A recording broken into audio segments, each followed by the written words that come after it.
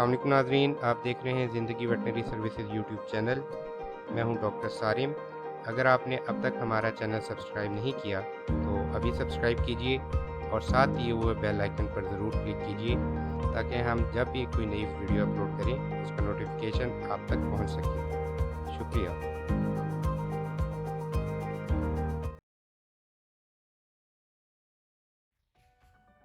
अस्सलाम वालेकुम नाज़रीन, आप देख रहे हैं ज़िंदगी वेटनरी सर्विसेज यूट्यूब चैनल। मैं हूं डॉक्टर सारिम।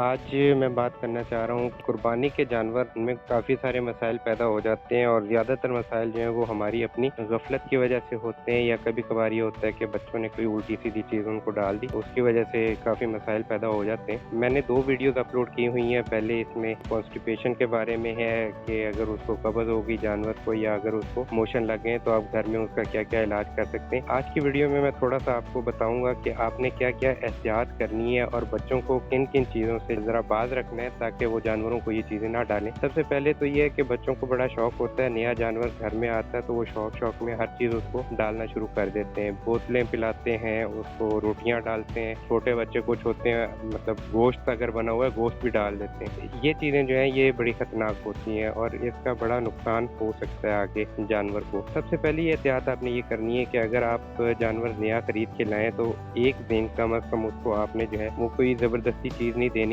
उसको थोड़ा सा एडजस्ट होने दें घर के अंदर और उसके बाद आप उसको जो है वो जो चारा है चारा स्टार्ट करें। ये 8-10 दिन रह गए कुर्बानी के, ठीक है, जो बिल्कुल कुर्बानी के करीब जो दिन होते हैं उसमें बेहतर ये होता है कि आप इनको वंडा या दाना वगैरह वो ना इस्तेमाल करवाएं, क्योंकि जब आप खरीद के लाते हैं एक तो ये माहौल चेंज होता है। माहौल चेंज होने के बाद एक जानवर पहले स्ट्रेस में और फिर वंडा और चारा जो है वंडा है या जो आप दाना इस्तेमाल करवा रहे हैं वो आम जो लोग हैं उनको अंदाज़ा नहीं होता कि उसको कितनी मिकदार में डालना है और कितना डालना है, कैसे डालना है। तो जब वो डालते हैं तो फिर वो इस तरह है कि घर में किसी छोटे बच्चे ने डाल दिया, उसके बाद घर की खवातीन ने डाल दिया, फिर किसी बड़े ने डाल दिया कि दाना इनको पसंद तो होता है, ये दाना खाते हैं उसके बाद या रोटी खाते हैं उसके बाद इनको प्यास लगती है। तो उसके बाद आपने पानी भी रखा होता है, कुर्बानी का जानवर है, प्यासा तो नहीं मारेंगे उसको। तो वो सबसे बड़ी गलती होती है कि आपने पानी रखा हुआ है साथ दाना डाल रहे हैं, तो ये दाना खाते रहते हैं साथ पानी पीते हैं और वो गंदुम है या आटा है वो पेट में जाके फूल जाता है। उसका रिजल्ट क्या होता है, इनिशियली पहले कॉन्स्टिपेशन हो जाती है, बहुत सख्त किस्म का जो है उसको कब्ज होती है, बाद में उसे लूज मोशन लग जाते हैं। अगर कॉन्स्टिपेशन हो जाती है, कभी कभार ये होता है कि कॉन्स्टिपेशन इतनी सीवियर हो जाती है कि आपको जानवर जो है वो कुर्बानी से पहले ही ज़िबा करना पड़ सकता है, उसकी कॉन्स्टिपेशन खत्म नहीं हो रही। और जब डायरिया लग जाता है तो फिर वो इतना ज़्यादा डायरिया लग जाता है कि अगर आप उसको कंट्रोल करने के लिए कोई भी मेडिसिन यूज़ करना शुरू करते हैं तो वो इतनी हाई पोटेंसी की होती है कि जो मीट क्वालिटी है जानवर के गोश्त की वो ख़राब हो जाती है। तो इसलिए आपने ये चीज़ें अवॉइड करनी है। आपने गंदुम या जो रोटियां हैं बगैर नोट किए उसको नहीं डालनी। अगर डाल रहे हैं तो उसके बाद आपने फ़ौरन पानी नहीं देना, कम से कम आपने 1.5 से 2 घंटे के बाद उसको पानी देना है। पहले आप उसको डाल दें जो आपने दाना वगैरह डालना है, उसके बाद सब चारा डालें फिर पानी रखें। दूसरी चीज़ ये है कि बहुत कॉमन एक प्रैक्टिस है कि बोतलें पिला देते हैं जानवरों को। अक्सर बच्चे इस तरह की हरकतें कर लेते हैं, उसमें नुकसान ये होता है पेट खराब हो जाता है इनका, और पेट खराब होना आखिरी दिनों में बड़ा नुकसानदेह, क्योंकि इसकी वजह से वाटर लॉस हो रहा है, मीट है वो खराब होगा, वेट लॉस होगा, खाना पीना उसने कम कर देना है, लेथार्जिक हो जाएगा और ज़्यादा लेथार्जिक हो तो उस पर कुर्बानी भी नहीं लगती।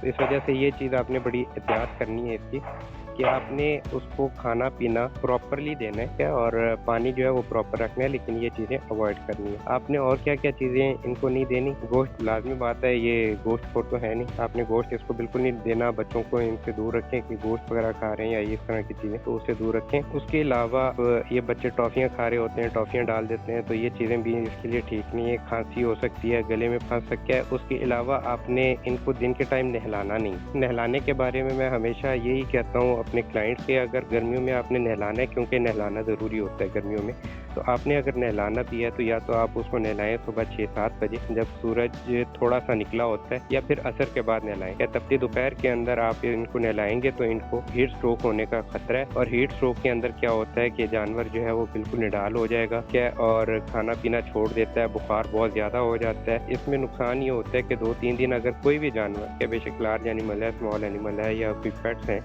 तो अगर वो 2 दिन खाना नहीं खाते तो उनको कॉन्स्टिपेशन हो जाती है और सीवियर कंडीशन में ये होता है कि उनका फिर कॉन्स्टिपेशन इतनी सख्त हो जाती है तो उनके स्टमक के अंदर गैस बनने लग जाएगी, ठीक है। उनका ब्लैडर जो है वो बिल्कुल प्रेस हो जाता है और उनका यूरिन भी रुक जाता है। उसकी वजह से ख़ास तौर पे ये जो मीट एनिमल है उसके अंदर अगर आप उसको ज़िबा कर भी लेते हैं तो उसके पूरी बॉडी के अंदर जो एक स्पेसिफिक स्मेल होती है यूरिन की अमोनिया की वजह से जो आती है, क्या वो फैल जाती है और वो गोश्त खाने के काबिल भी नहीं रहता और अगर फिल अगर उसका ब्लैडर बस्ट हो जाता है और यूरिन जो है उसके एब्डोमिनल कैविटी के अंदर आ जाता है, पेट के अंदर आ जाता है, उसके मसल्स के साथ इंटरेक्ट करता है तो वो गोश्त खाने के लायक भी नहीं रहता। तो इस वजह से ये कुछ तदाबीर हैं, ठीक है। इन पे अगर आप अमल करें तो आप अपने काफ़ी महंगे जानवर और जो आप कुर्बानी की नीयत लेके आएँ, ठीक है, उनकी आप हिफाजत भी कर सकते हैं और आप उनको घर पे मैनेज भी कर सकते हैं। अगर आपने कॉन्स्टिपेशन और डायरिया की वीडियोज़ नहीं देखी हमारी जो तो ये जो ऊपर लिंक चल रहे हैं इनके अंदर